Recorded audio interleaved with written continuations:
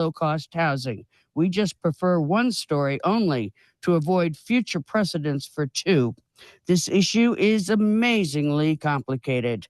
More later. Janice Murray for 104.7 KXFM News. And now, here's Dave. Rough surf will continue tonight. Feet up to 8 feet, so a little extra care out there. On this Sunday, some early morning clouds. We're going to see a little faster clearing and then becoming partly sunny. 73 for the high. Can't complain about those temperatures. Tonight, lots of clouds around. June gloom pattern, 61 on Monday. Morning clouds, then partly sunny, and 73. Keep that going on Tuesday. That's my forecast. I'm meteorologist Dave Murray. Tune in, turn on to KXFM 104.7, Laguna's Community Radio. Sunday nights at 10 p.m., the show is Moody. I'm your host, Dr. Marginus, licensed clinical psychologist. Join me as we talk psychology, a primer for therapy. So if you're thinking of going to therapy or you're in therapy, we are going to dive in, demystify it, and give it some context. Sunday nights, 10 p.m. on KXFM, Laguna's Community Radio. I'll see you then. This disclaimer is a statement notifying listening audiences that any opinions expressed on our shows are not representative of Laguna Radio, Inc., its management, or its board of directors.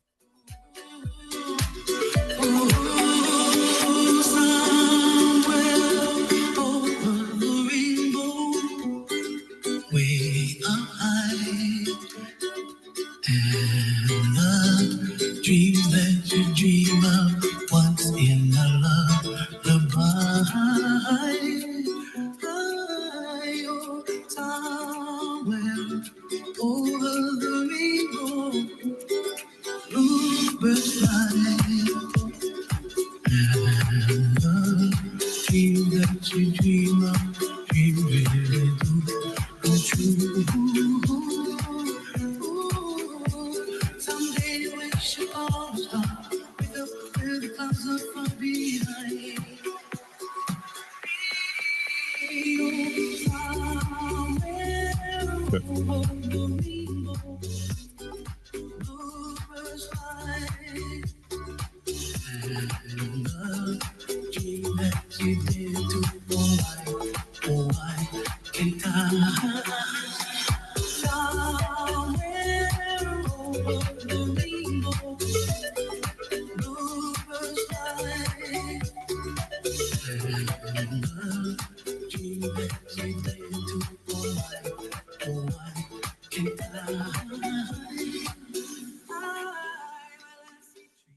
And good morning, Craig and Rainbow Radio here, and what a morning it is. It's June gloom here in Laguna Beach.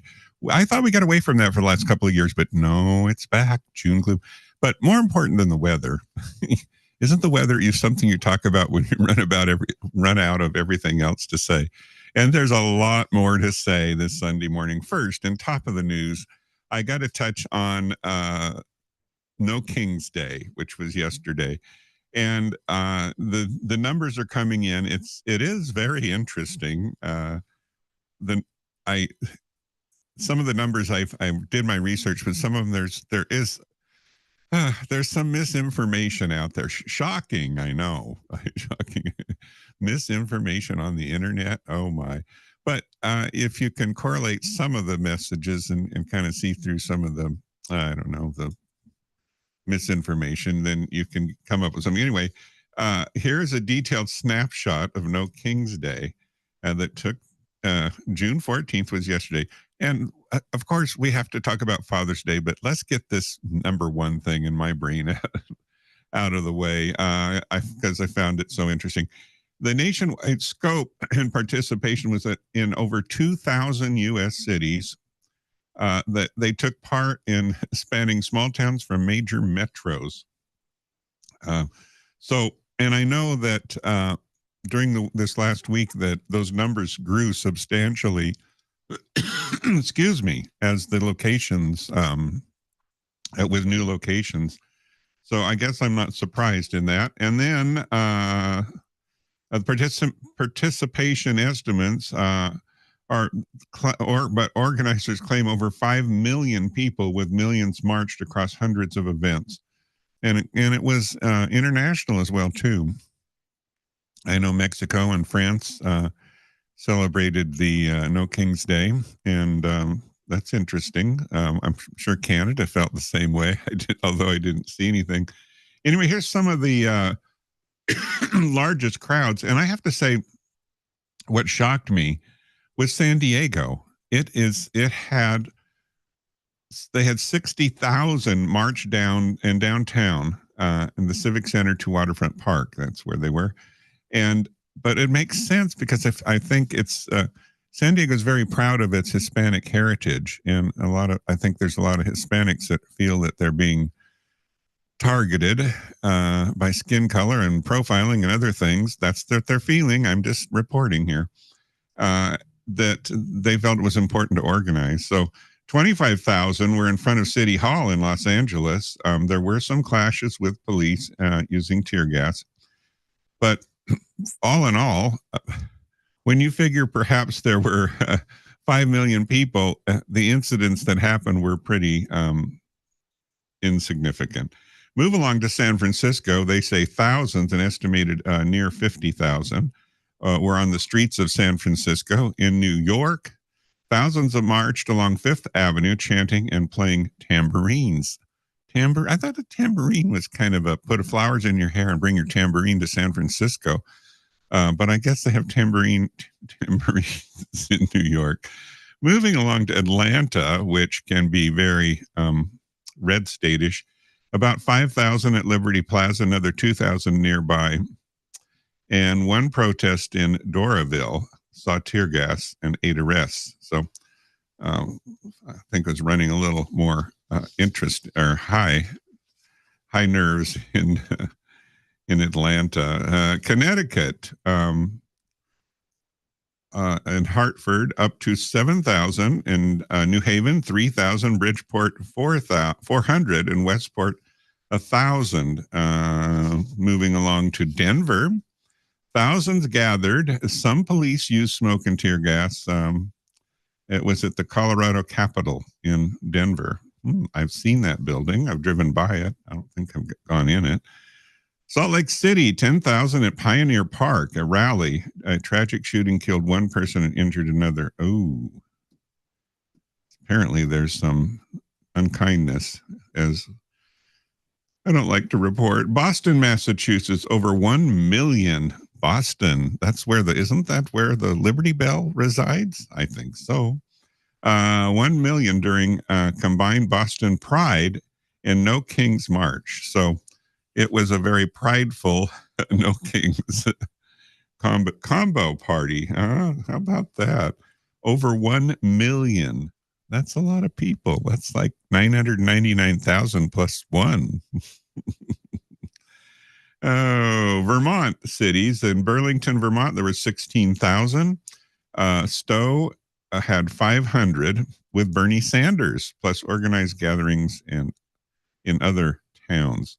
Then we have Nebraska, Iowa, Missouri, Kentucky, Mississippi, Montana, South Carolina, and more. Rallies range from a few hundred to 10,000, with most events peaceful. So, and then here's a few other little things about the No King's Day. I hope the message is, this just doesn't fade out. And, I think what I heard, I heard a comment the other day from a friend saying that why they go, and they said, Craig, you really should go. I didn't go, but you really should go, because you think you have these thoughts about what's going on in the world, and when you're there with hundreds of other people, and maybe you don't agree with them, maybe you do agree with them, but you talk. That's important. You talk with one another. You engage. You're outdoors. You're I don't know, you're living in the moment, and it's very rewarding from that standpoint, just to be out and about and have a message that you want to share and listen to other people's messages. That's what they said, So, okay. Themes and noteworthy features were the symbolic timing. It was aligned with Trump's 79th birthday, Flag Day, and the U.S. Army's 250th anniversary. Now, I have some more about Army and parades in the United States, and it's shocking, I think. It's shocking, but we'll get more into that later in the program here. Protests, slogans, and imagery. There were some very clever signs, I have to say, very humorous and kind of, well, some were very strong, but it was great. No kings, democracy, not dynasty, dogs against fascism, large inflatable Trump-themed balloons, tambourines again, and murals. So was part of what's going on. Military parade contrast. Trump's massive parade in D.C., 6,600 troops, 150 vehicles, 50 aircraft, and an estimated 25 to 45 million cost was protested as authoritarian symbolism. But they didn't give any numbers about the attendance.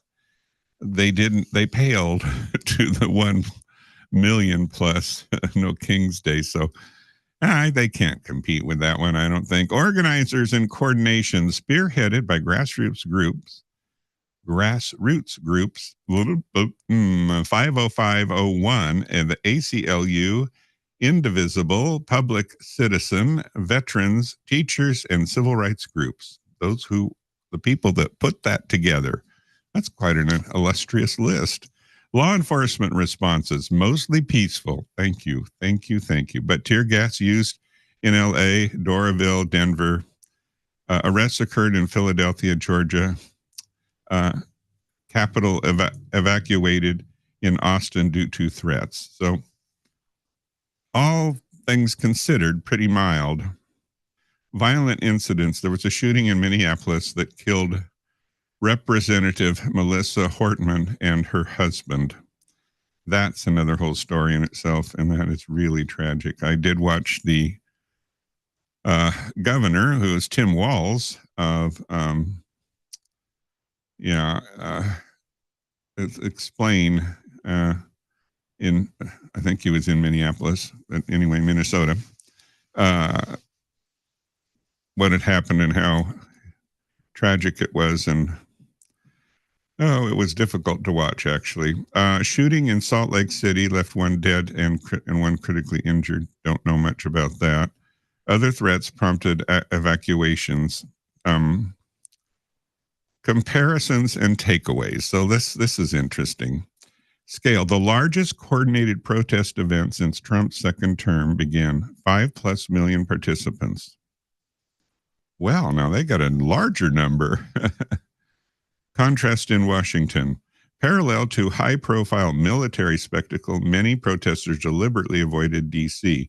to focus on local demonstrations. I think that was a very wise thing to do.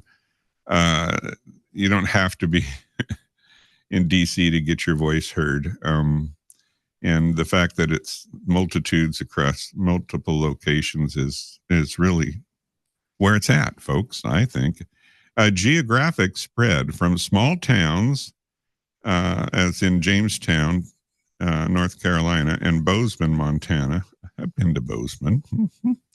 To major cities and rural areas. It was truly nationwide. Absolutely. Violence versus peace. Largely peaceful civil expression, though sporadic violence, shootings and tear gas and security alerts did happen. And I mean, if you get 5 million people together any one given day in any one city, there's going to be something that's going to happen, right? And in the final assessment, No King's Day was a massive, well-coordinated national protest. Yes. Against authoritarianism. It captured a symbolic showdown, grassroots democracy versus militarized celebration. That is quite a contrast right there. And tens of thousands gathered in major cities, millions overall, with mostly peaceful intent, but under the shadow of a few violent incidents that brought real gravity to the protests. So that's what happened yesterday. Yes. And I fresh on my mind, there were a lot of, like I said, there were a lot of creative signs in downtown Laguna. and there was a really good crowd in downtown Laguna. So I have a song to tribute to A Day in the Life. Here we go. Jamie Cullum.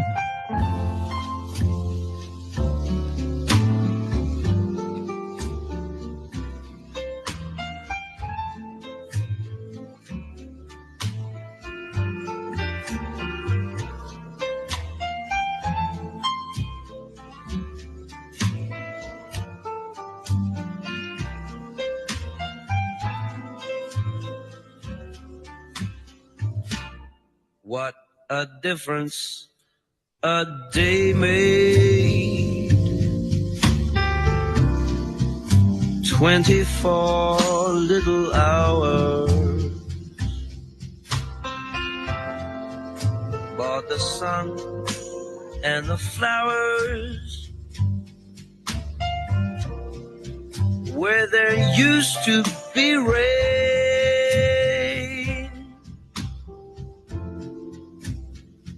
My yesterday was blue, dear. Today I'm a part of you, dear.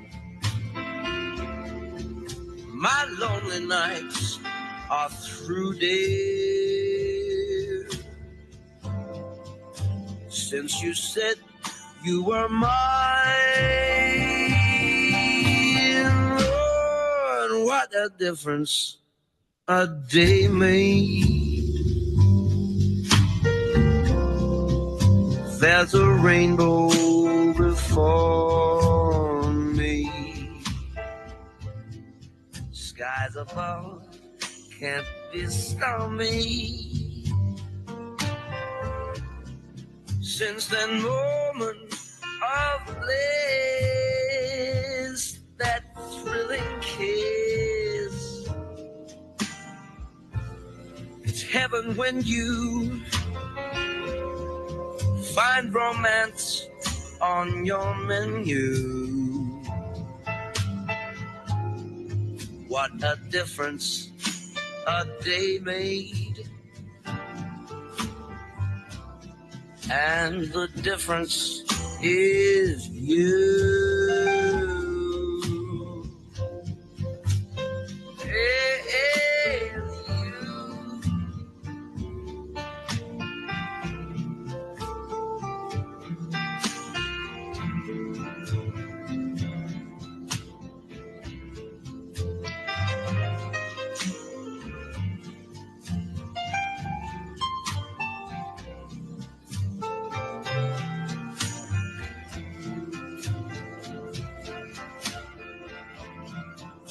My yesterday was blue, dear.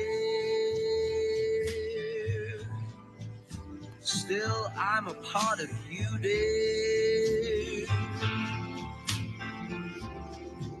My lonely nights are through, dear. Since you said you were mine, Lord, what a difference a day makes. There's a rainbow before me. Skies above can't be stormy.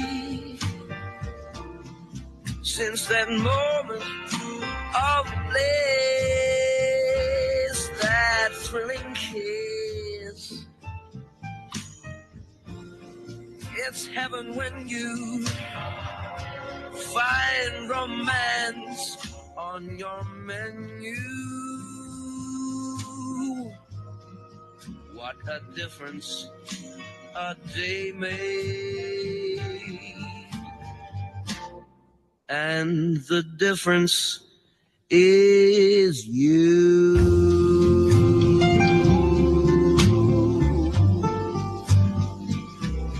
Is you. Is you.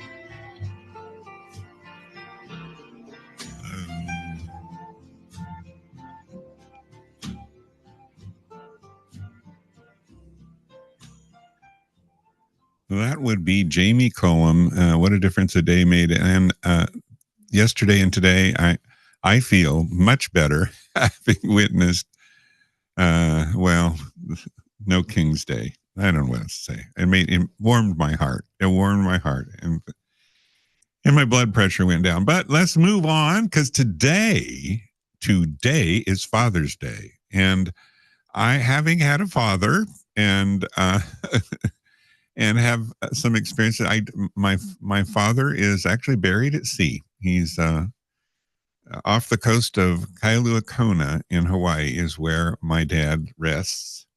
And I think it's great because I can look at the Pacific right here and say, there's where my dad is, and my mother too.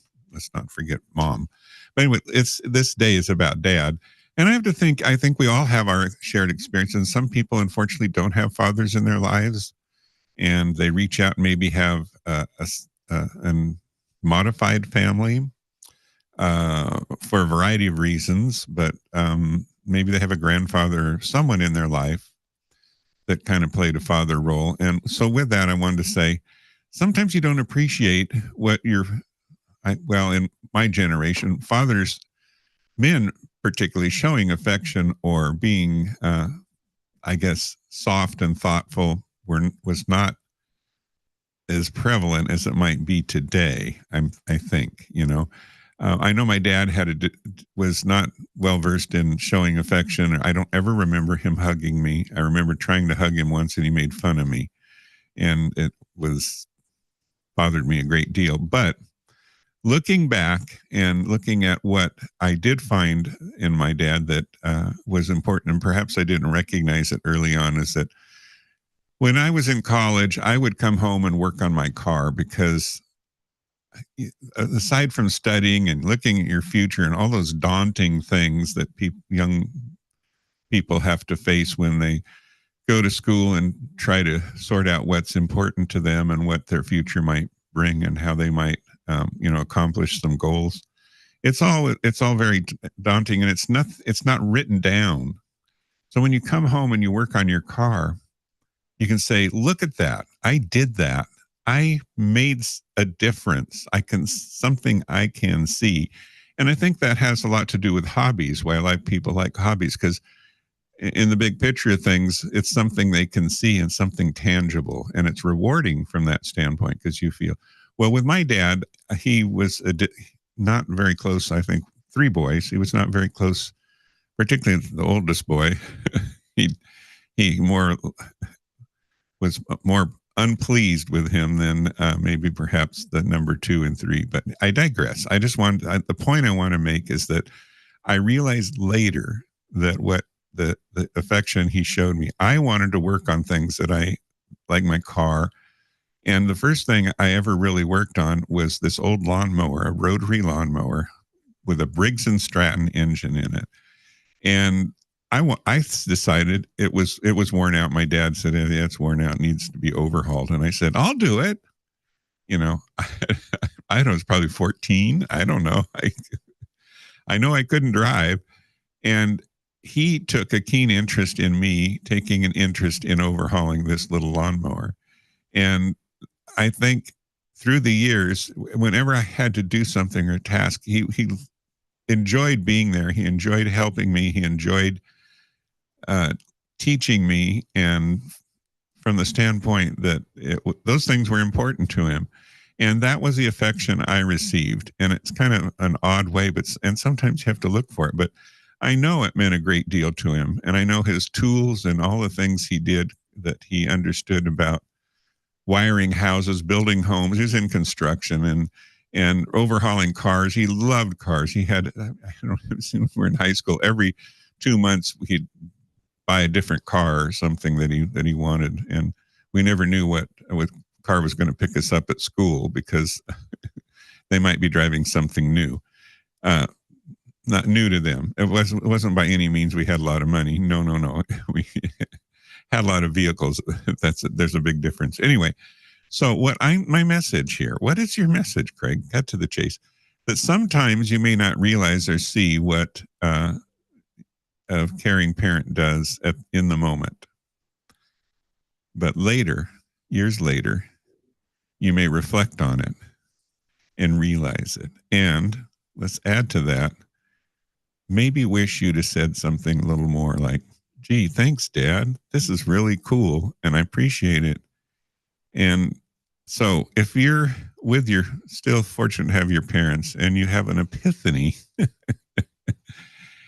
and realize that maybe there's a little more behind the curtain than you realize, and to acknowledge that, I'm sure a parent would appreciate it. So that's the one thing that about Father's Day. In the moment, share your feelings. And I'm not saying every parent is perfect or every parent understands. I mean, my parents, there was nothing written, not like there is today, about parenting. Not that it's all good, but anyway, I digress. So in the moment, and if there's a good moment, applaud it. Another thing about Father's Day that just brings me to tears is, and I did have, about 3 years ago, I had two husbands, two guys married, and they had two little boys. And we talked about parenting and whatnot, and I told them that, my dad wasn't very affectionate. There was no hugging. There was no praise, very little praise. And I don't think he just wasn't equipped for it. Was not something that was part of his growing up, I have to say, unfortunately.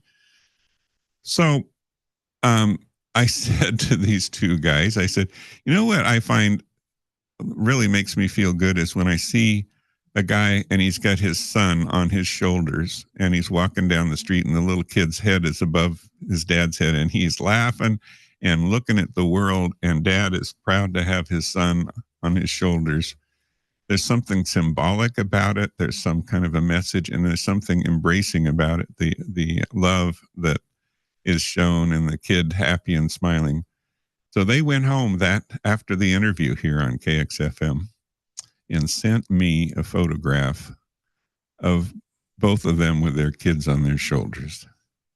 And I have to say, I just started crying like a baby to see these kids laughing and looking happy on their dad's shoulders. And to me, that is what Father's Day is about. That's about providing the new car, the new home, or the job. It's about that love and affection between the generations, and a father wanting to see his son or daughter do their best and be good at navigating through life and all the challenges that life can bring. So that's my Father's Day message. And again, I realize not all of us are blessed to have a father in their life. And then they're not all blessed to have a father that is kind. But let's just suggest that sometimes fathers don't know how to express. They're there, they do all the things, but they don't know how to easily express that they do care. And I remember the last word I ever had with my dad when he was not well was I told him I loved him, and he said, well, I love you. That's the last words he said to me. So there you go. Craig, pull it together. So Father's Day. Let's go on. What is it all about? So it's a special Sunday in each June. Dads everywhere are honored with novelty socks. Now that's nothing to do with father. Okay. Meat scented candles and a heartfelt thank you for the trauma, Pops. Oh gosh! When did it start? It started in Spokane. Yeah, that's right, in Spokane, Washington, not New York, not L.A., but Spokane. An unexpected candle of paternal appreciation, cradle of. I got it. My vision's not very clear right now. The year was in 1910. And a woman named Sonora Smart Dodd thought, hey, we just got Mother's Day. Why are the dads chopped liver? Yeah, why are dads chopped liver? which ironically is also what some of them were served as growing up in the Depression. But I digress. Sonora's father was William Jackson Smart, was a Civil War veteran, and Dad, he raised 6 kids all by himself, and not just on weekends. Sonoras wanted to honor him and all the others, so Father's Day was created on June 19th, 1910. And then there was some resistance. Do we really need a day for dads? For decades, Father's Days couldn't catch on like its maternal counterpart, like Mother's Day. Many felt it was too soft, too commercial, too emotional. Let's throw all that crap out there. Ironically, proving to be exactly why we needed it. Exactly. Enter the 1970s, polyester and presidential proclamations. I remember the 70s, I have to admit. After years of lobbying and a lot of ties, right, President Lyndon Baines Johnson issued the first official presidential Father's Day proclamation in 1966. But it wasn't until 1972, under President Nixon, that Father's Day became a real federally recognized holiday. That's right, Father's Day is younger than Cher's solo career. I thought Father's Day had been around forever. Well, see what we learned here on Rainbow Radio. Modern day dads are diverse and queer and fabulous. Today we celebrate all kinds of dads: gay dads, stepdads, trans dads, chosen dads, drag dads, and those iconic dads, dad's friends who always bring the good snacks. So fatherhood has evolved. And we can thank Lady Gaga for that. The rainbow. Okay. Bonus facts. This is a little more bonus facts about Father's Day. The most gifted item on Father's Day is still the classic necktie. That's symbolic, if you ask me. Followed closely by confused looks when he asks to please set up the Wi-Fi again. Oh yes. So that's the story on Father's Day. I do have some Father's Day jokes. They're real groaners, but they're not. Why did the gay dad join the gardening club? Because he heard they were fabulous at raising pansies. Ah, please. Why don't skeletons fight each other? Because they don't have the guts. Now, that's not Father's Day. I told my dad I wanted to be a drag queen. He said, great, just don't drag your feet paying rent. Yeah, that's my dad. Don't come home till you got a job. That's what he said more specifically. Why did Brad bring a ladder to the Pride Parade? Because he heard the crowd was on another level. Okay, that's enough of the groaner jokes. Dad, we love you. We don't have to tell jokes. Anyway, that's my story. What can I say?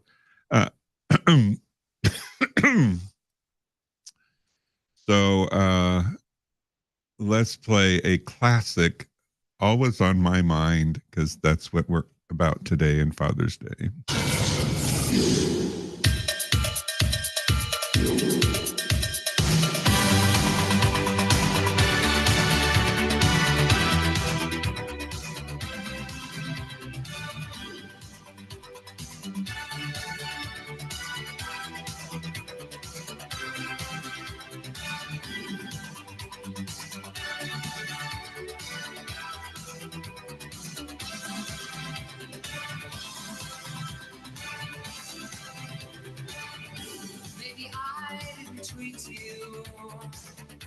Quite as good as I should. Maybe I didn't love you quite as often as I could. Little things I should have said and done, I never took the time. You were always on my mind. You were always on my mind. Maybe I didn't know you. All those lonely, lonely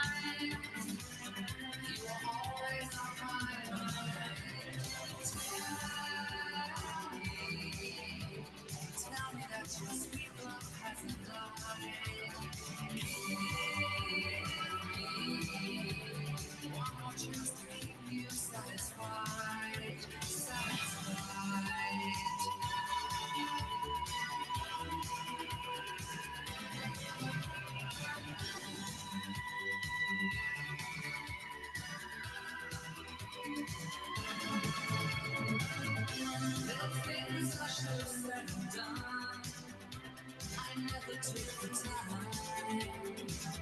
You are always on my mind. You are always on my mind. Tell me that your sweet love hasn't died. Kiss me. One more chance to keep you satisfied. You are always on my mind.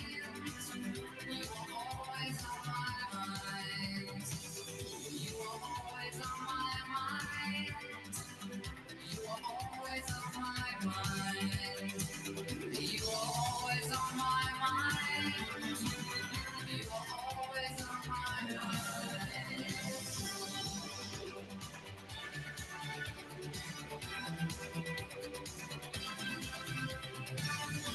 Maybe I didn't treat you quite as good as I should. Maybe I didn't love you quite as often as I could. Maybe I didn't hold you all those little ways.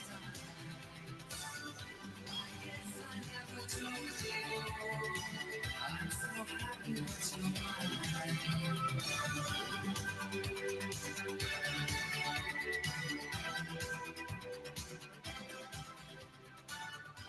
Pet Shop Boys, always on my mind. Dad, always on my mind. That's kind of, that works, kind of, you know. The U.S. has been was declared a country with its constitutional declaration of independence. Some people say decoration because they don't know what it is. Anyway, it was 249 years ago. Next year, in 2026, the U.S. will be 250 years old. And so it's, relatively speaking, still a very young country, all things considered. And I just thought I'd bring that up because we talked earlier about the parades, military parades, and, you know, who has them and why. And so I thought I'd give some little history of the United States and military parades. So in the last 249 years, the United States has held only a handful of large-scale federal military parades that prominently featured military vehicles and aircraft. And these have been rare and exceptional events, not routine occurrences. Below is a summary of the most notable ones. So the first one that occurred was a victory parade at the end of World War I, and kind of makes sense. It was in New York. The troops, there were marching troops, some vehicles. There were no aircraft flyovers, as seen in modern parades. It celebrated American expeditionary forces returning from Europe. So it was like a welcome home parade. And the next one didn't happen until 1946. So many years later, and that was the Victory Parade after World War II. And that was in New York and Washington, D.C. As well. It featured tanks, armored vehicles, and aircraft flyovers. Notable was among the largest U.S. history, full military might on display.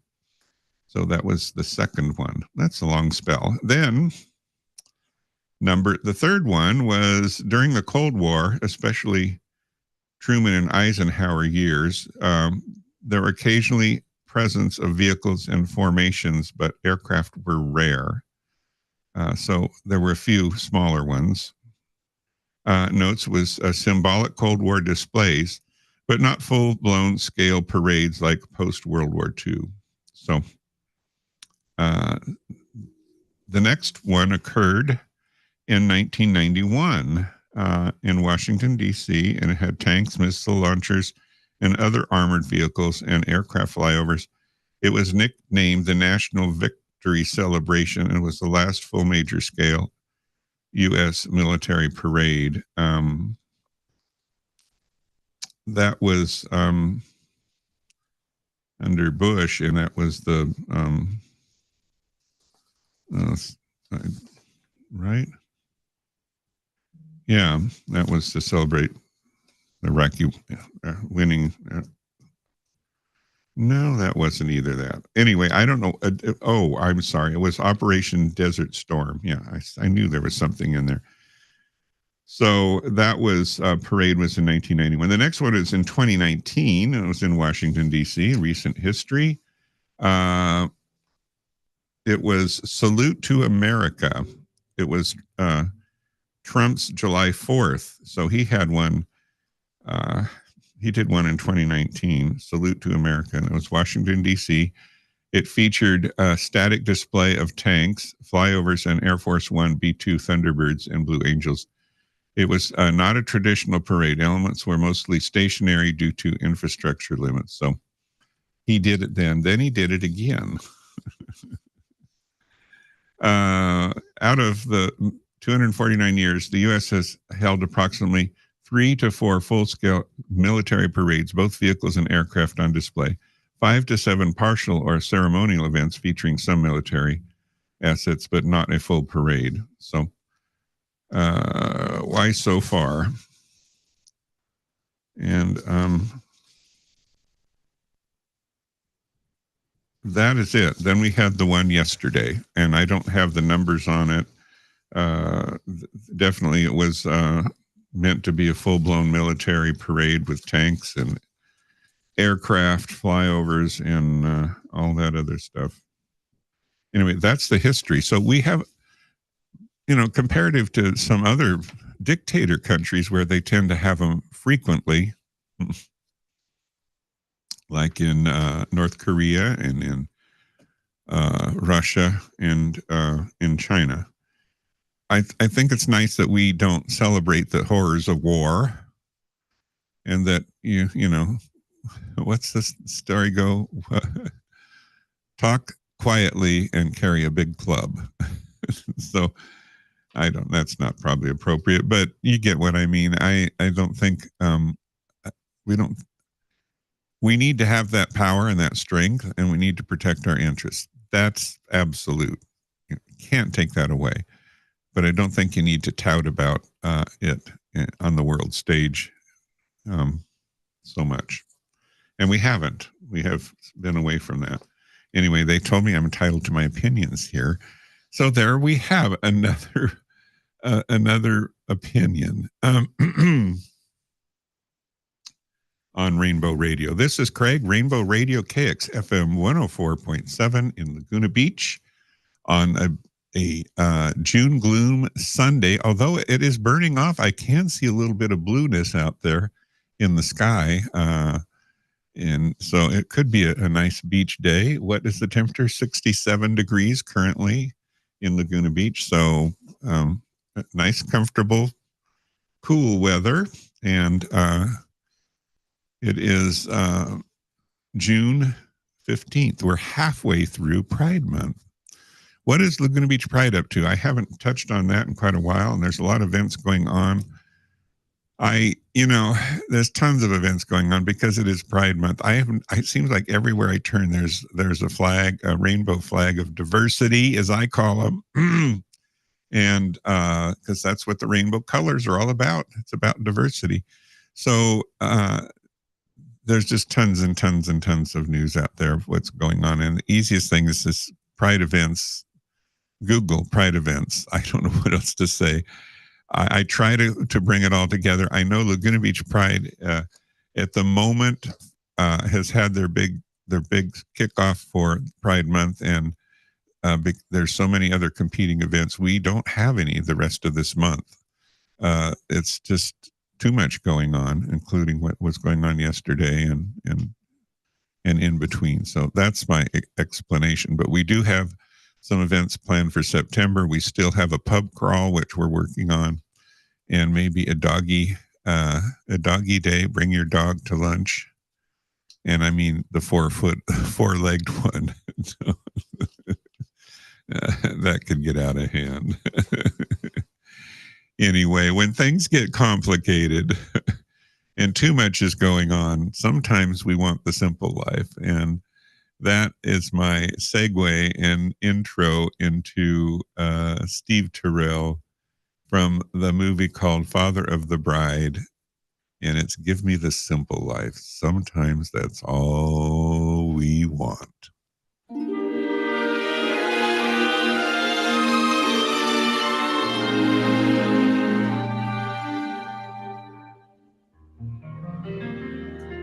Folks are blessed who make the best of every day,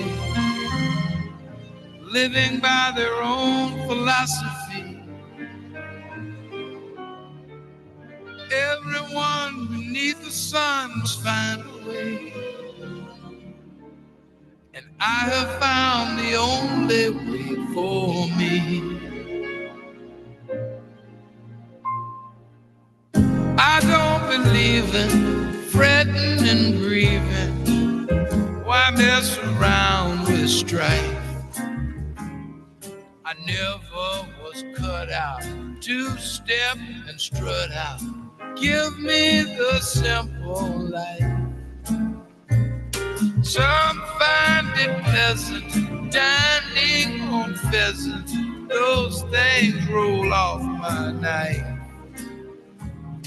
Just serve me tomatoes and mashed potatoes. Give me the simple life. A cottage small is all I'm after. Not one that's spacious and wide. A house that rings with joy and laughter. And the one you love inside.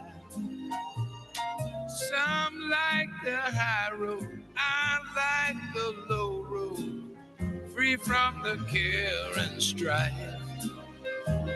Sounds corny and seedy, but yes indeed, I like the simple life.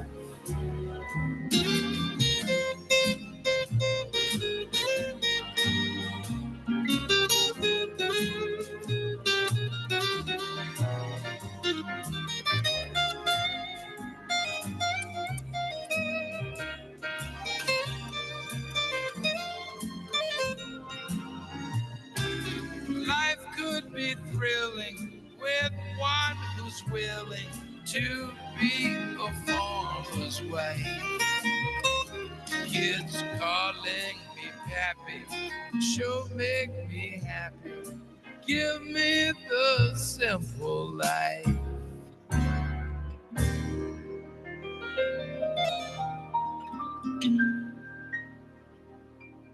Boy, sometimes that's all we want is that simple life. When did it get complicated? maybe we allowed it in. Maybe we should bridle it back a little bit. Appreciate the small things. You know, a wink, a nod, and a smile goes a long ways. So anyway, here we go.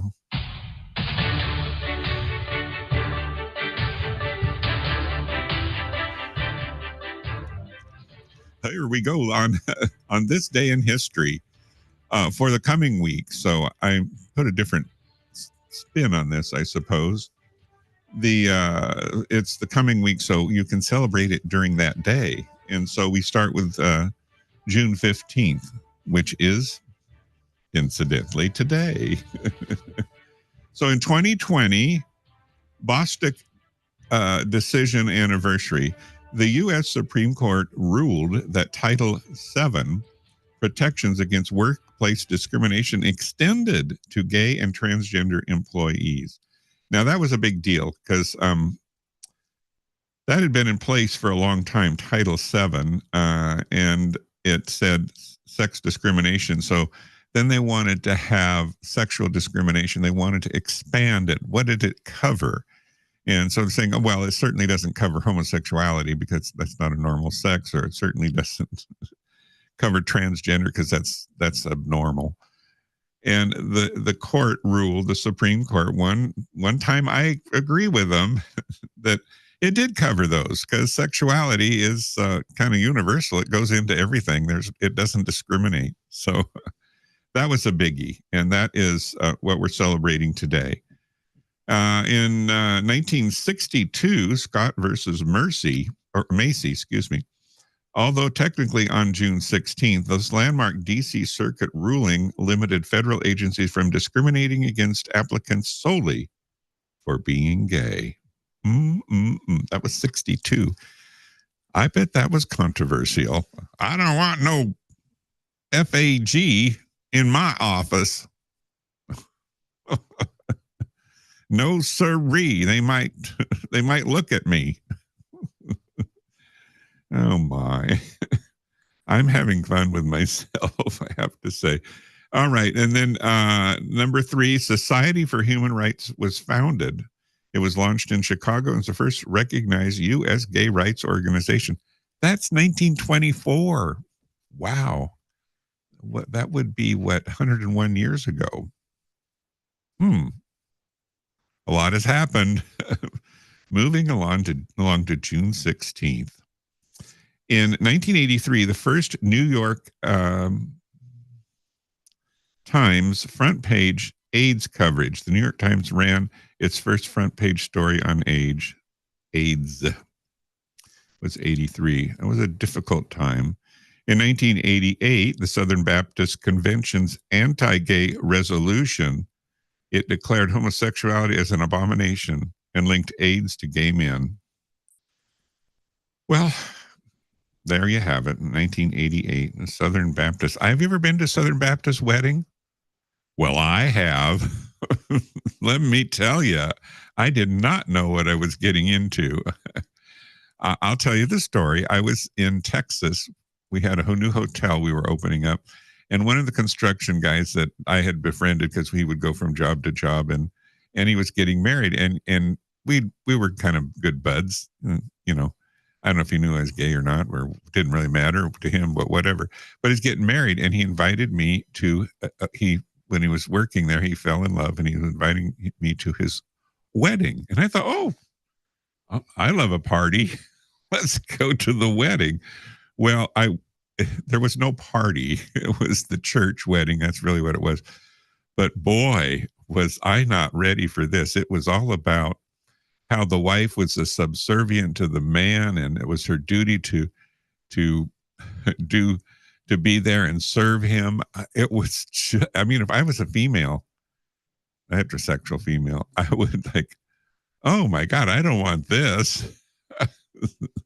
And it was fire and brimstone and condemned. It went on. It seemed like it went on forever. It was a lot of yelling and screaming, and that women were subservient they were, like earthworms, It was a shock to my soft culture that I have. No. Anyway, don't go to Southern Baptist weddings unless you absolutely have to. Moving on to June 17th. In 1990, in D.C., a D.C. Marine attack, 12 Marines attacked 3 gay men outside a gay bar, shouting, "Kill fags." 1990, that's a little recent. Okay. 2009, Obama signs a partner benefits memorandum, expanding federal employee benefits to same-sex partners. Yay, in 2009. Moving along to June 18th, in 1992, One Life to Live. It airs openly gay teen. The TV's first gay teen character, Billy Douglas, came out. In 2003, Ontario court violates same-sex marriage. Validates same-sex marriage. Recognize civil same-sex marriage as pioneering the Americas. 2003, that was. Moving along to June 19th, on this day in history, on Rainbow Radio here in lovely Laguna Beach. June 19th, in 1972, Ann Arbor's first Gay Pride Week. Wow, in 72, that's really early on. It officially declared in Michigan. Wow. In 1975, the AMA, American Medical Association, recommends decriminalizing same-sex acts. So, let's read between the lines. In 1975, same-sex acts were illegal. They were immoral, and you were considered ill, unhealthy. So you had 3 strikes. You could go to jail. What you were doing was immoral, and you were officially not well, ill. It was a disease, an illness, being gay by professionals. So the AMA recommended decriminalizing it. So I like that. 75. In 1866, that's before me, folks, first Juneteenth celebration. Why not LGBTQ specific? Today marks the historic connections with Pride Month. Excuse me. Moving along to June 20th. In 1980, Sisters of Perpetual Indulgence debut. I saw them in San Francisco when they first debuted. I will admit to that. And boy, was it striking to see bearded men with glitter on their face in habits. Oh my goodness. But they do a lot of charity work, and they do a lot of good things for the community. So they entered San Francisco Gay Freedom Day Parade in drag as activists. Yes. In 1996, Canada's bill, the C-33, passed, added sexual orientation to Canadian Human Rights Act. Kind of like what we did with Title VII. Moving on to June 21, on this day in history, there were the 1970s. Brenda Howard's Mother of Pride leads a week-long events following Stonewall. Brenda Howard organized the first post-Stonewall Pride Week. How about that? 1970. And first lesbian minister was ordained, Ann Holmes, and Ellen Barrett, Episcopal, Ann Holmes was UCC, became openly lesbian clergy in the United States. And some bonus Pride Month highlights. In June 28th, this is going for the rest of the month. Stonewall Uprising begins. The catalyst for modern LGBTQ rights began on June 28th. So these are Pride Month highlights. The first Pride Parade was in 1970 on Christopher Street, Liberation Day in New York City, followed by major cities. Okay. And some other Pride Month news. Clinton proclaims June as Gay and Lesbian Pride Month. That is cool. And in 2011, Obama expands Pride presidential recognition. Well, I wonder if the Pride presidential recognition is with the current administration, what their Pride presidential recognition is. I suppose don't they do it for all the yeah, okay, moving along. 1966 and 59, pre-Stonewall queer riots, Compton Cafeteria in San Francisco and Cooper Donuts in LA set the groundwork. So, they always say Stonewall was the kickoff. But here we have in our own state, not nearly recognized enough, was these pre-Stonewall queer riots, I guess. It says Compton Cafeteria in 1966 in San Francisco, and that was a big deal. There's in the history books, Google it. And Cooper Donuts, which was in LA, events happened there. So they were both pre-Stonewall, and they both did set afire, but not nearly as much as Stonewall for some reason. 1973, the APA removes homosexuality as a disorder. That's American Psychiatric Association. So it's no longer a disorder in 73. So up to 73, you were considered disorder, immoral. I've got to get that one in there, and it's against the law. How should you feel good about yourself? In 1958, One Inc. versus Olson. First Supreme Court recognition of LGBTQ rights was in 1958. So the Supreme Court recognized them. And then Stonewall sex worker role remembered. The event's radical roots included Black trans sex workers. Okay. Oh my. So I think that's about it. Here are some events. Stonewall in 1969 was the first Pride, had the first Pride parade. Stonewall. So this is what happened in the month. Stonewall in 1969, Pride Parade, the first one in 1970, and Clinton and Obama proclamations about being gay, and pre-Stonewall riots, which were in, we just discussed. Very disgusting. Yes, indeed. Oh, it's on the hour, and I am way behind schedule on this one. What can I say? We're going to listen to David Archuleta here while I clean up my mess. Okay. Thank you.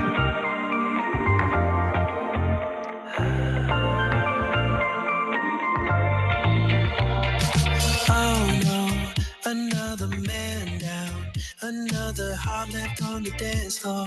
Took a bite, now he wants more. Words flow right out of his mouth. Yeah, like he's never had sugar before. Don't care about the main course. One night and I'm singing my praises. 2 shots on the honeymoon phases. 3 wood phrases, skipping stages. It's all over your face like, oh no. There goes all of your clothes. Speaking words you don't know. Yo te vuelvo loco, loco. Oh no, you want me in slow-mo. Snap me like a photo. Yo te vuelvo loco, loco. I can't help but you don't wanna wait. Okay. Now you've had a taste of creme brulee. Oh no, there goes all of your clothes. Speaking words you don't know. Yo te vuelvo loco, loco. For you won't leave my bedroom. Your serotonin on the nightstand. I'm not even trying. One night and I'm singing my praises. 2 times and I got you saying 3 word phrases, skipping stages. Oh no, there goes all of your clothes. Speaking words you don't know. Yo te vuelvo loco, loco. Oh no, you want me in slow-mo. Snap me like a photo. Yo te vuelvo loco, loco. I can't help but you don't wanna wait. Okay. Now you've had a taste of creme brulee. Oh no, there goes all of your clothes. Speaking words you don't know. Yo te vuelvo loco, loco. Oh man, just one night, have the best night of your life. Lo mejor, crees que esto es amor. Oh, I'm just too tired, sugary and caramelized. Lo mejor. Okay. Oh no, there goes all of your clothes. Speaking words you don't know. Yo te vuelvo loco, loco. Oh no, you want me in slow-mo. Snap me like a photo. Yo te vuelvo loco, loco. I can't help but you don't wanna wait. Okay. Now you've had a taste of creme brulee. Oh no, there goes all of your clothes. Speaking words you don't know. Yo te vuelvo loco, loco. KXRN LP, Laguna Niguel, Laguna Beach. KXFM on 104.7, KXFMradio.org.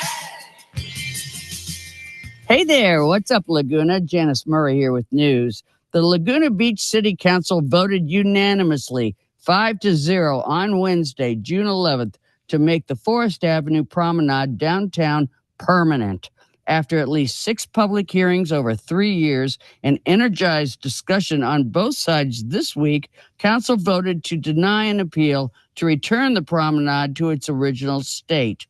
The pedestrian promenade on Forest Avenue originally began as a reaction to COVID restrictions on June 15, 2020, to help local businesses like restaurants expand outdoor dining and shopping right across from Main Beach on the Pacific, in an internationally known art colony dating back to the 1920s, also known for its 7 miles of pristine coastal beaches.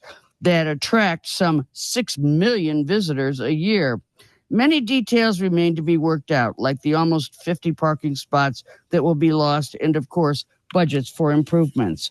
But Mayor Alex Runagi noted this week residents want results and congratulated former Mayor Sue Kempf and Council Member Mark Orgel for having done a great job of community involvement. And I'm Janice Murray for news on 104.7 KXFM right here in Laguna Beach. And now, here's Dave.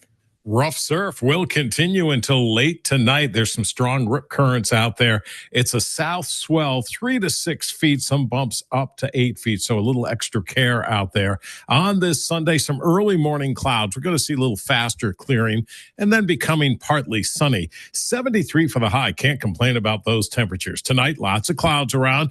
June gloom pattern, 61 on Monday, morning clouds, then partly sunny, and 73. Keep that going on Tuesday.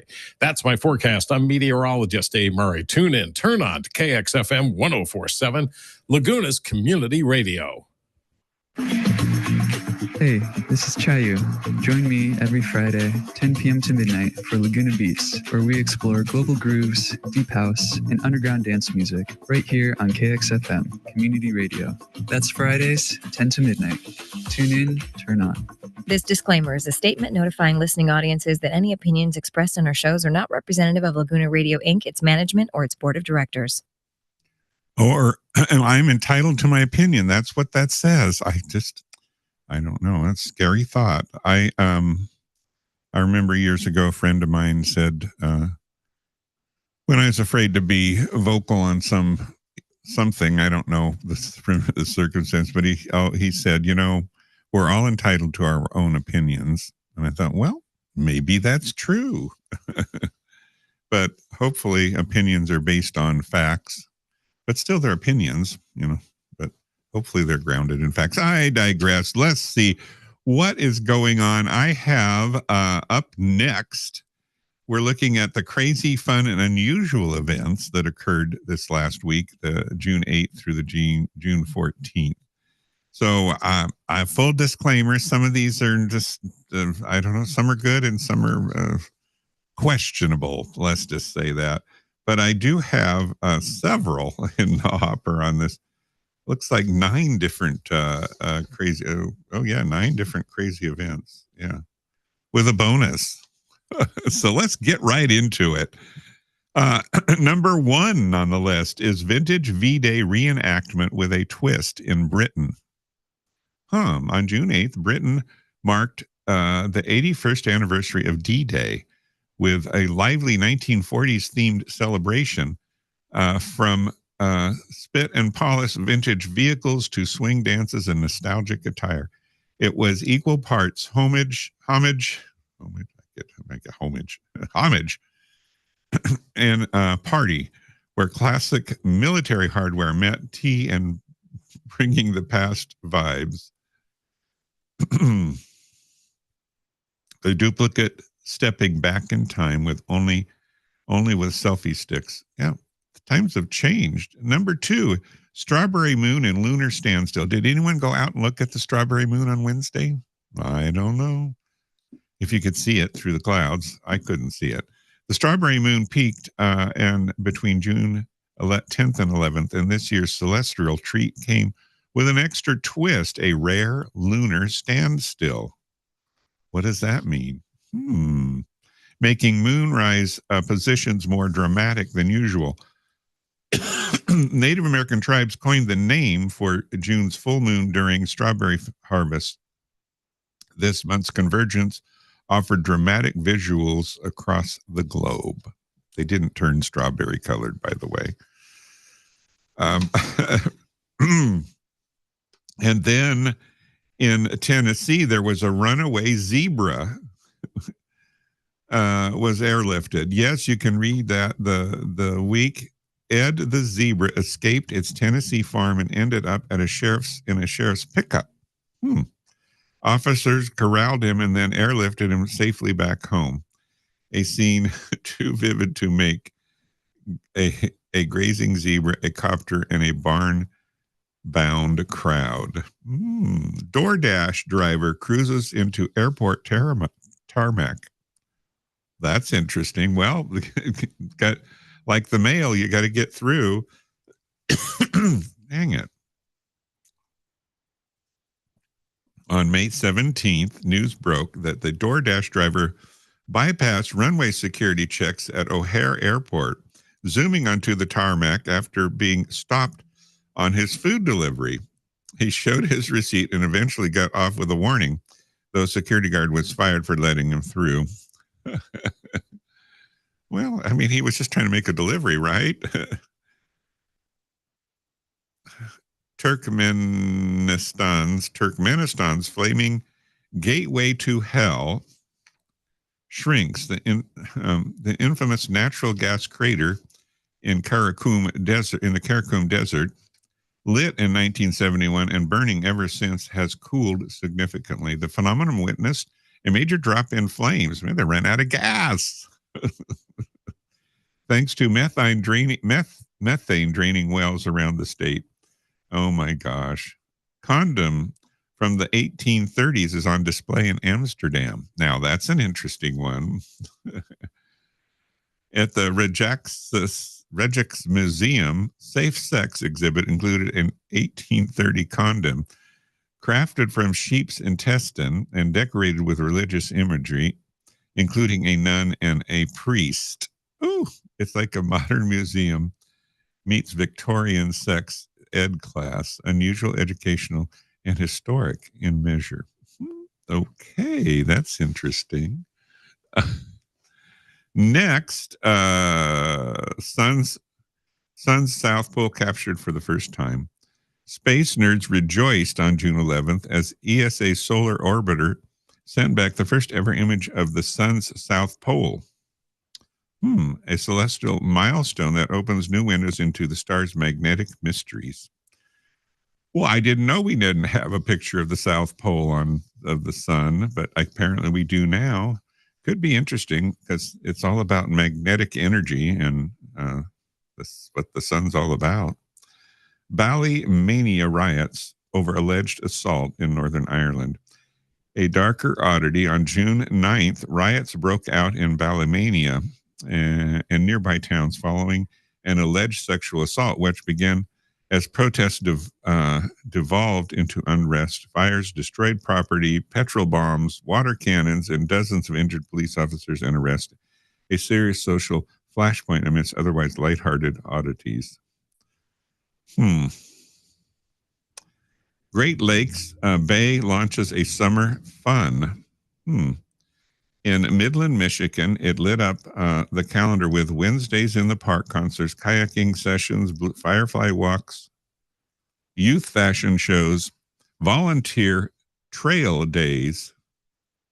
Not really weird, but joyful and communal spirit. That's not very interesting. I need to get back to my publicist and make sure that we screen these a little better. Okay, NYT Connections puzzle for June 10th proved both clever word play and nostalgic slang with hints of that didn't make any sense. Okay. And so there you have all the word. They were really odd this week. Yeah, they were really odd this week. What can I say? So they've been criticizing Bruce Springsteen lately because our administration has, and that he's no longer relevant, yada, yada, yada. So I'm going to play Bruce in response. I'm going to play a remastered, re-edited, reconverted Bruce Springsteen song.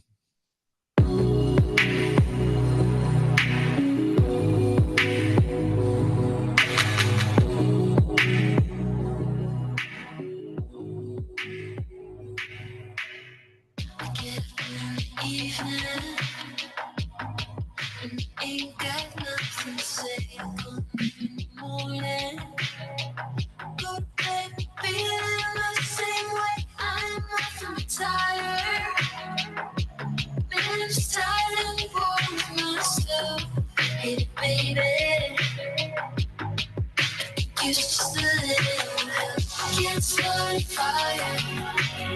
Can't start a fire without a spark. Instincts were higher. Even if we're just dancing in the dark.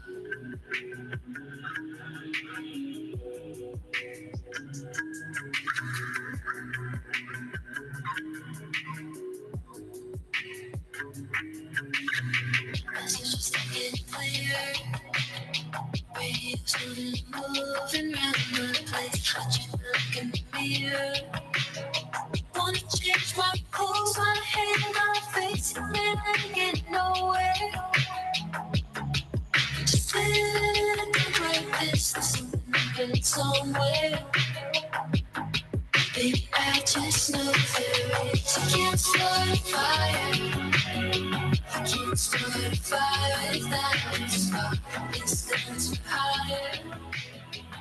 Even if we're just dancing in the dark.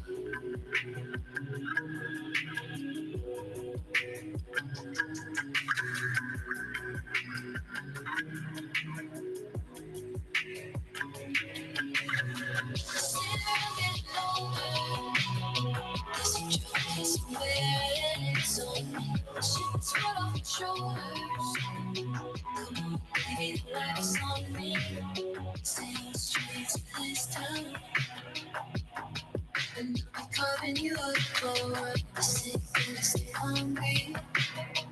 Hey, baby, just about to start it, and I'm time for some action. Sitting right here trying to write this book. I need a love reaction. Come on now, baby, give me just one look. Can't start a fire.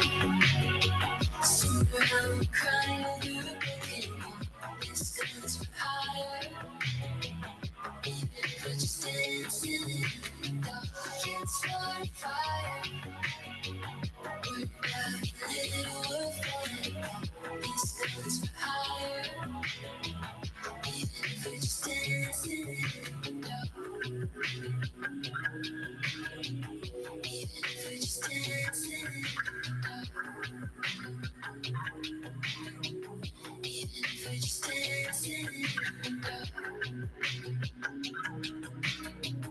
Even if we're just dancing in the dark. Even if we're just dancing in the dark.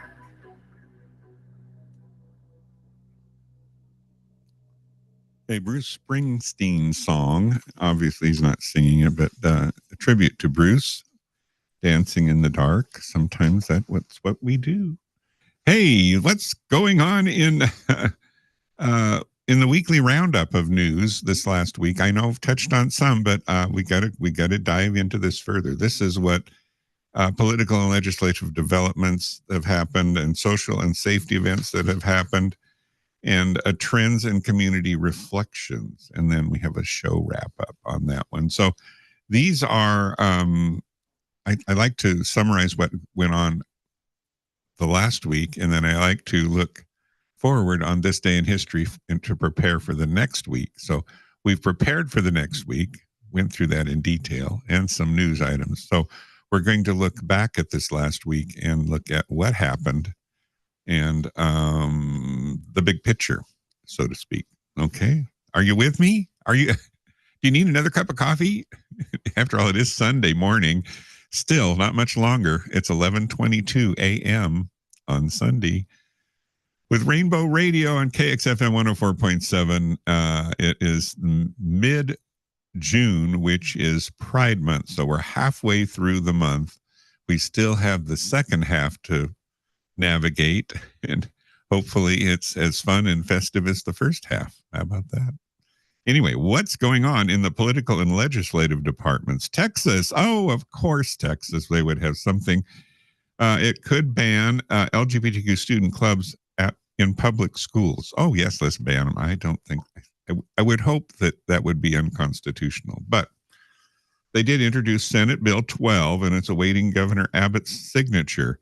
If it's enacted, the law will prohibit public schools from supporting any clubs based on sexual orientation or gender identity, such as the gay GSA, which is gay. I can't remember what that means. And ban DEI initiatives and pronoun respect, potentially heightening mental health risks among LGBTQ plus students. Isn't that lovely? Can't they spend more time on solving their infrastructure with their power grid than, I don't know, something substantial? Anyway, moving along, Nebraska bans trans athletes in school sports. Lovely Nebraska. June 4th, Governor Pillen signed legislation prohibiting transgender students from participating in girls' school sports, affecting fewer than 10 trans students statewide. They spent all that time for 10 trans students. Though the bathroom and locker room restrictions were removed, advocates warn it marginalizes trans youth. This is true. DuPont, and moving along, DuPont Circle is closed ahead of World Pride. Federal authorities fenced off DuPont Circle during Pride weekend for security concerns overriding local leadership's preferences. The decision disrupted community events and sparked criticism for shutting an important LGBTQ plus public space. Okay, so that's political. Moving along to social and safety events is the next category. On June 7th, violence in DC's Pride Zone. That's not good. During Worldwide Pride, 2 teenagers were stabbed and 1 man was shot near DuPont Circle Park. Incidents led to temporary metro and park closures. No arrests have been made. Investigations continue. In other news, vandalism of pride decorations in DC. Several pride-themed wraps and signs were defaced or torn down across DuPont Circle. DuPont Circle's in the news quite a bit. Police arrested a suspect in a Navy Yard amid hate crime concerns. And other news, World Pride Rally and March on the National Mall. A major rally capped the World Pride in Washington, D.C., featuring a surprise video appearance by Vice President Harris. Despite rain and logistical issues, participants included trans activists and marched towards the Capitol in a powerful display of solidarity and resistance. And other news on that topic, Bucharest Pride marks its 20th anniversary. Well, they've been doing it for 20 years. Good on them. In Romania, about 30,000 attended the annual Pride in Bucharest, facing opposition from right-wing groups, a reflection of growing pushback against the LGBTQ rights across Europe. That's not good. And the third category, trends and community reflections. Well, polarized Pride Week in D.C., a contrasting narrative of celebration and security unfolded at the World Pride as the World Pride drew large crowds, even as militaristic military parades. What would they be referring to? This week's dual tone pointed to ongoing divisions in national identity and inclusivity. Okay, and then we move along to another trends. Red state queer bars double in activism hubs as activism. So I guess you have to go somewhere to gather. In Texas and in Alabama, queer bars are evolving into resistance centers, hosting drag-led political education events, book clubs, and art nights to sustain community unity amid legislative targeting. Well, that's a testament to the value of gay bars as a alternative home and meeting place. There you go. So that wraps it up. We saw some great celebrations and some strong solidarity all over, from Bucharest to Washington, D.C. And yeah. Stay proud, stay loud. We will be back next week with more. But wait, there's more. Anyway, on that note, I do have a song queued up for you. Benson Boone, I question this guy, but anyway, I'm going to play. He's new, fresh, so I got to play one of his songs. And he's kind of cute.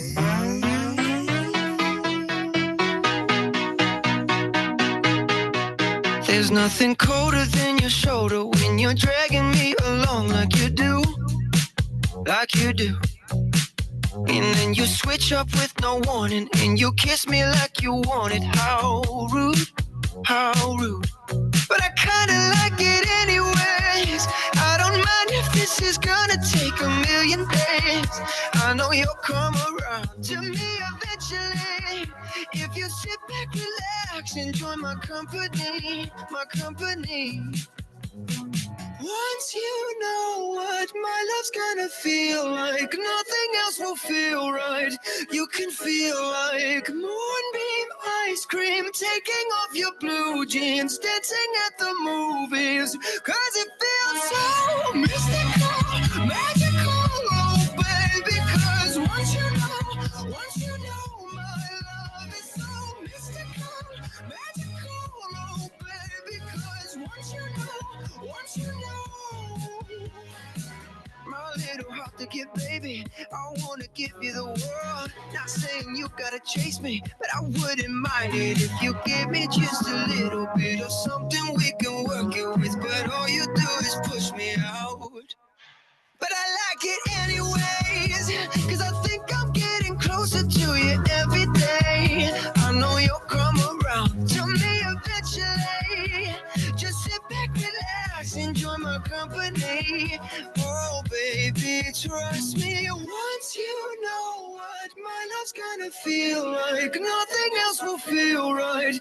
You can feel like moonbeam ice cream, taking off your blue jeans, dancing at the movies. Cause it feels so mystical, magical, oh baby. Cause once you know my love is so mystical, magical, oh baby. Cause once you know.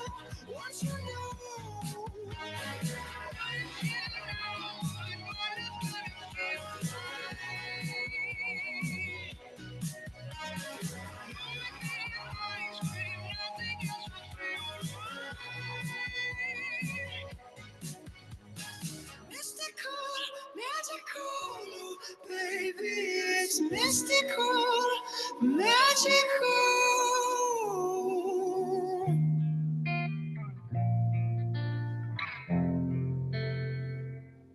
For a while there it was rough, but lately I've been doing better than the last 4 cold Decembers I recall.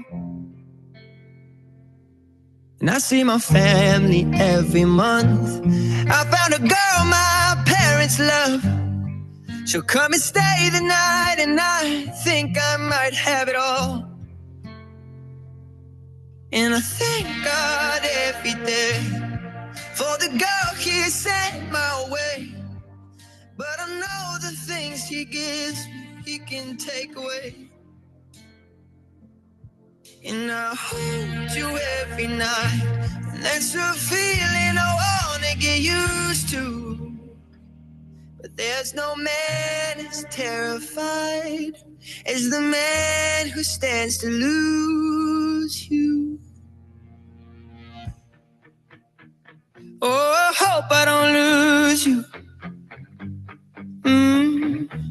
Please stay. I want you, I need you, oh God. Don't take these beautiful things that I've got. Please stay. I want you, I need you, oh God. Don't take these beautiful things that I've got.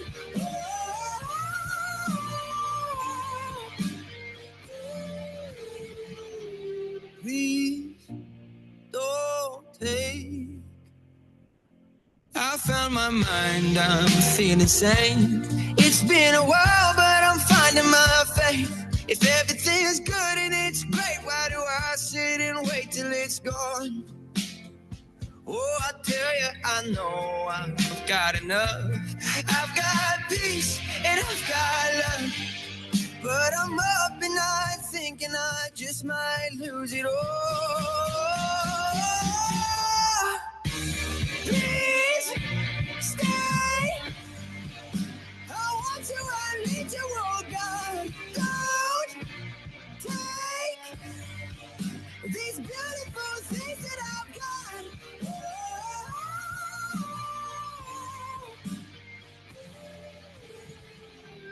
Please stay.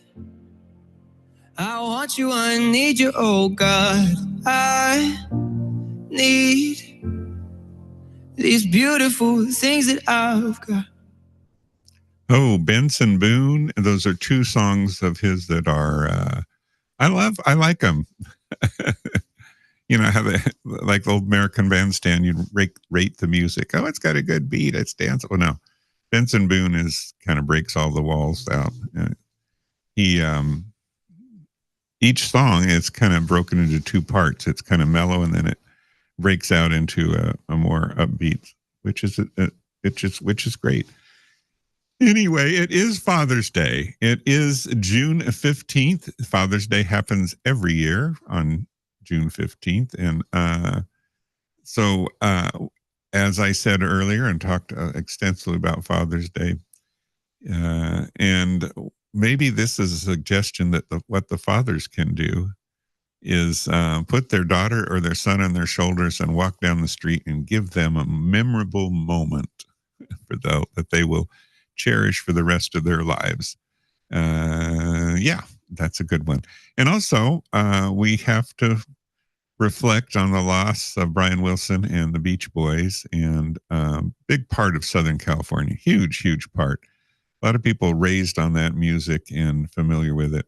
I just have one song I'm going to play. I'm not going to go on, but because I think it reflects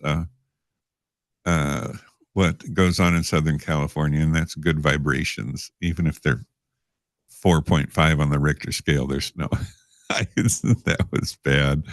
Anyway, here is my tribute to the Beach Boys. I love the colorful clothes you wear and the way the sunlight plays upon her hair. I hear the sound of a gentle wind on the wind that lifts her perfume through the air.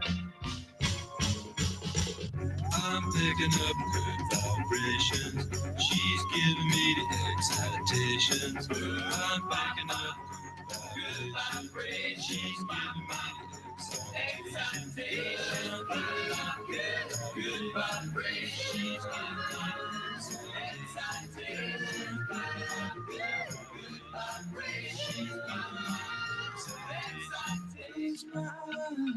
She's somehow closer now.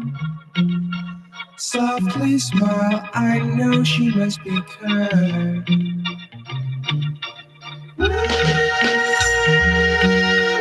In her eyes, she goes with me to a blossom room.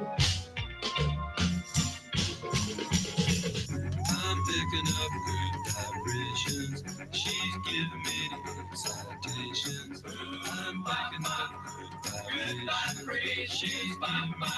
She's giving me the excitations. Good vibrations. Excitations. Good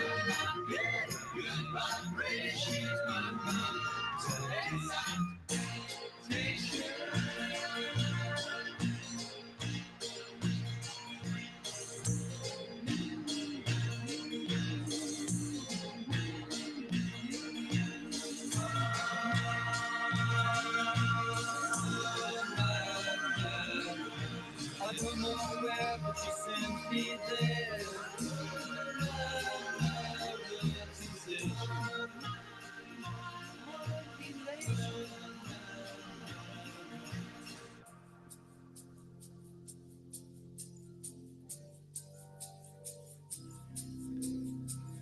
Gotta keep those loving good vibrations are happening with her.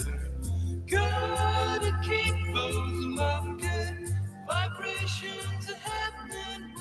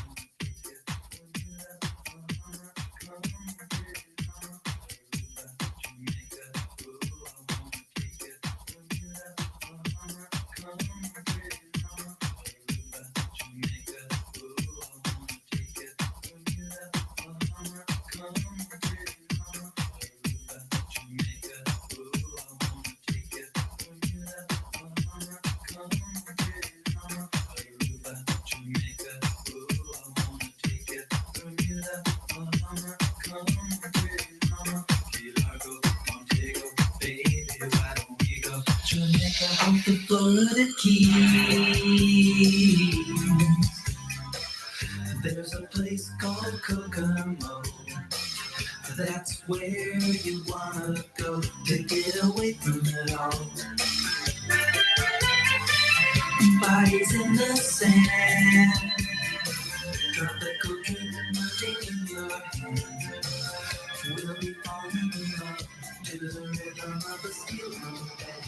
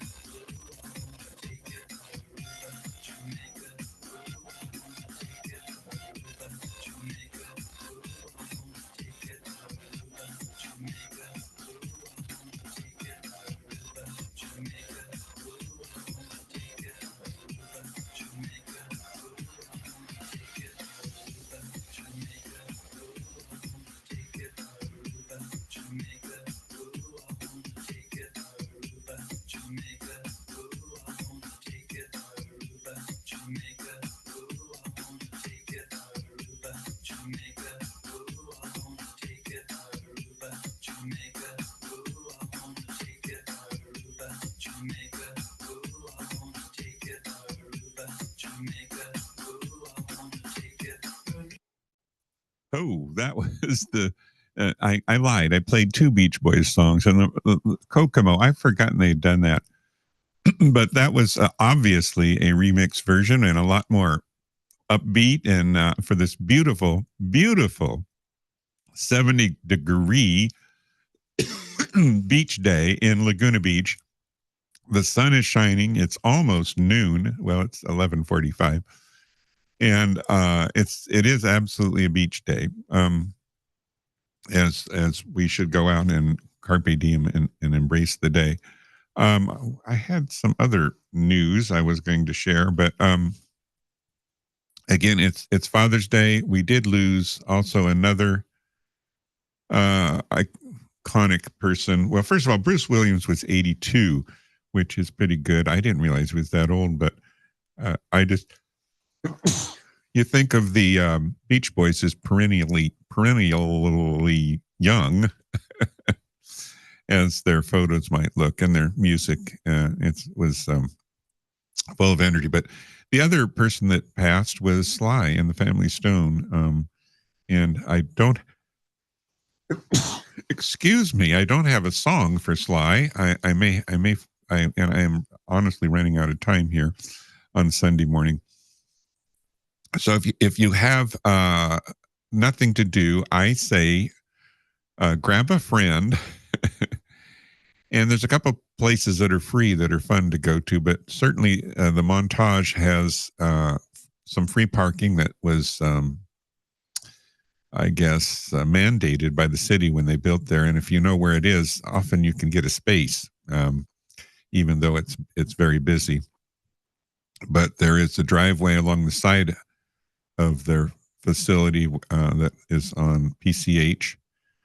On the ocean side, and there's some parking in there, but there's also a parking garage if you go in off, I think it's off Stanley, and turn left, you go down, and there's parking in there. A lot of people don't know about that.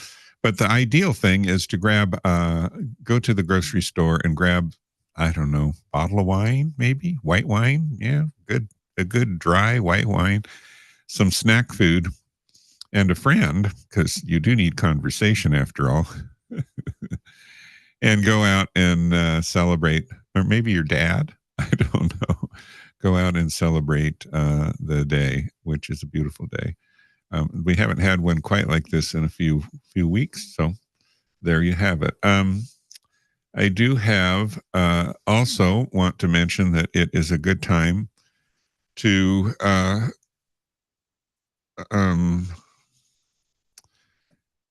I don't know, make people happy. I always say that, and it's important. You never know. I heard this the other day.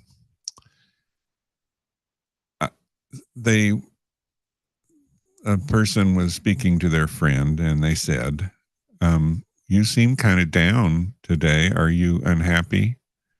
And the friend said, "No. I'm no different than regular. I'm just tired of pretending I'm happy." And I go, oh. So they're not happy, but they're good at pretending they are. And I think that happens a lot. I know, depending on the circumstances, sometimes you just don't want to get into it and say, "Oh, yeah, I'm great." I'll accept. Like Mrs. Lincoln, the play was great. Yeah. But I digress. That was a bad one. Anyway, so you never know what people are going through. And my message today on this beautiful day is a wink, a smile, and a nod. So you see someone on the street and they're looking good. Where was I the other day? I said to someone, "Oh, yeah, a neighbor, and he's got all these tattoos everywhere." I mean, they were nice, and I complimented him. I think I made his day. I know his wife appreciated it, but anyway, it's all good. So a wink, a nod, and a smile, and you get your message out there. So I do have Aretha Franklin coming up here, and she is going to explain how to make someone happy. And with that, I guess I'm about ready to sign off. It is Father's Day, and it is If you are a father, maybe give your son or daughter a day to remember and thank you for them for recognizing you. And if you are a son and a daughter and you have an opportunity to share your day with your father, I think that's a great thing to do. Fatherhood is an honorable thing, just as motherhood is. It's equality. Yep. And I'm unanimous in that. So I do have, I recently had a guest, Regina V. Clark, who wrote a book. And she was on, I think, 2 weeks ago. And she's going to come back in the 1st of September, I believe. September 3rd, I believe. And so that's my next guest. But if you do have a suggestion for a guest, or you know someone who's writing a book or in a stage play, or I don't know, just an everyday Joe that has a message, I'm open. And you can go to Craig at rainbow-radio.org. That's easy. Craig at rainbow-radio.org. And send me a message and tell me about it. Also, if you have a special event coming up and you'd like to get the word out, we at KXFM, we're on the air 24/7, so lots of opportunity there. If you'd like to sponsor Rainbow Radio, you can always go to kxfmradio.org and select the program and make a donation for that program, monthly or one time or whatever might razz your berries. Every little bit counts. As Rainbow, as the station, KXFM is totally volunteer. They don't, when it comes to payroll, they don't have any. Nope, none, nada. It's all volunteer, and it's community radio with a heart. And that's why we're here. That's why we do what we do. We love to share the love and what's going on in our beautiful community of Laguna Beach. So I think I've rambled on along. Let's see if Aretha's in the house.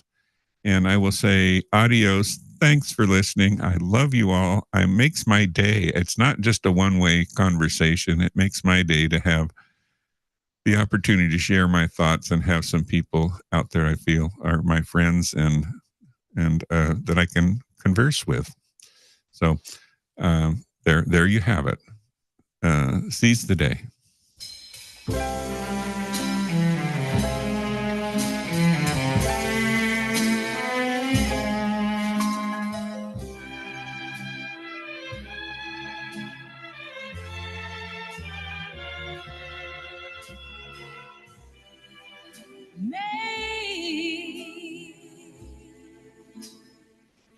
Someone happy. Make just one someone happy. Make just one heart the heart you see.